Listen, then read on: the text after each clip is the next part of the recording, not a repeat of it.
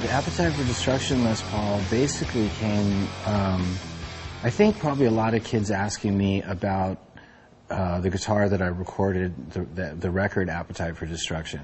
And someone had mentioned it'd be cool to have a guitar like that. And finally, after a while, I thought it would be, having done a couple Slash model Les Pauls, it would be fitting at this particular point in time to do an actual Appetite for Destruction Les Paul. So it was basically an effort that was really for the fans, to do something for them. I think it's probably about 6 years, an idea that's been sort of in the back of my head.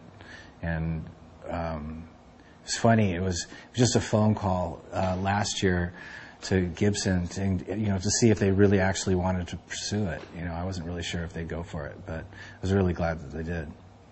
All right, so this is the Appetite for Destruction Les Paul. It's the original right here.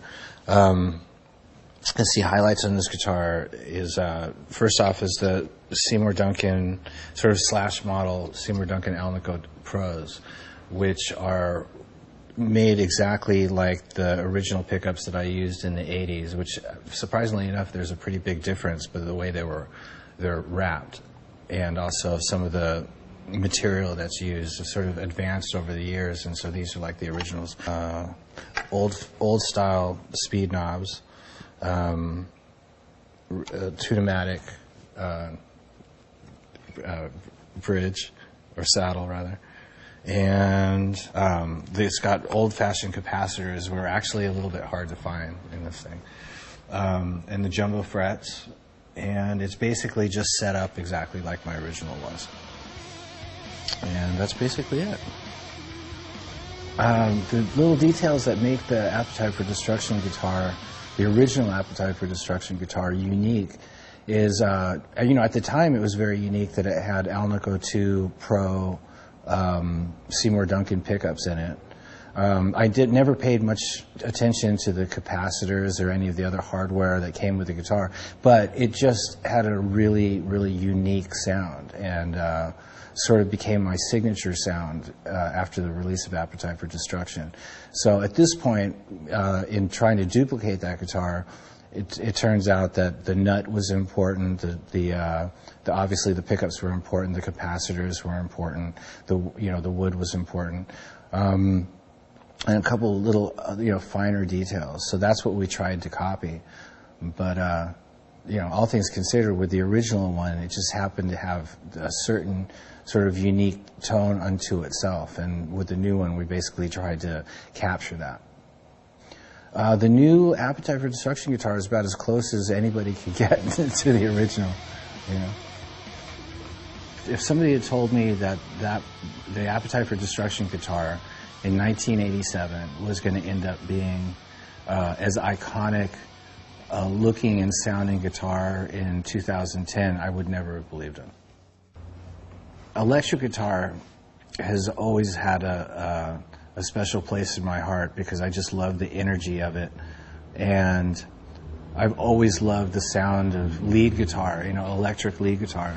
Jimi Hendrix and Jeff Beck and Jimmy Page and all the different guys that I grew up listening to, and to this day, it still has such a sort of a crazy allure for me. As soon as I hear an electric guitar, it's very inspiring, and it's just the look of the guitar. It's sort of like exotic cars or women, and something that just never gets old. Actually, all the guitar players that I grew up listening to are still exciting to me. It could be from Albert King or B.B. King or Muddy Waters to certain Eric Clapton things, anything that Jeff Beck does, the AC/DC guys, and I could go on and on and on and on. But it still affects me the same way as when I first heard it. And there's some new ones that have come along over the years.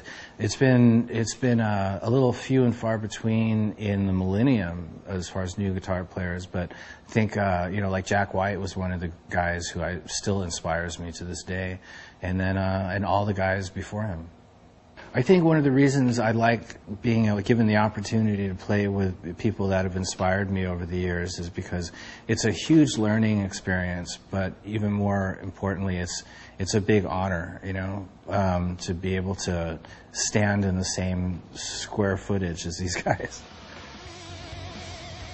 I was never really much of a computer guy, and then just in the last couple of years, literally the last 2 years, I started to use a computer, and then finding that all the social networking availabilities on these things, it became a great way to sort of reach out and be able to get sort of toe-to-toe with your fan base.